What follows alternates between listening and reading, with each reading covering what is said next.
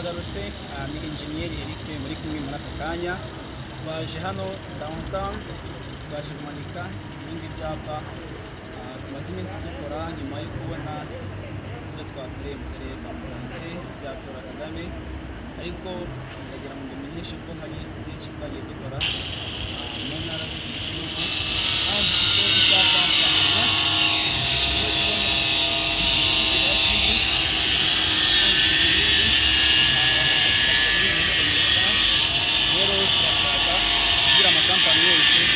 nifuza gukora public advertisement yuko batugana bafasha ibyapa. Urabona ko ahangaha ni kuri Chiki turimo kumanika icyapa hejuru cya company IMAX tubabwira mwese kuko niba mwifuza gukora public advertisement we are here for you people, so come with us and then public advertisement. We are here to do something. Thank you so much.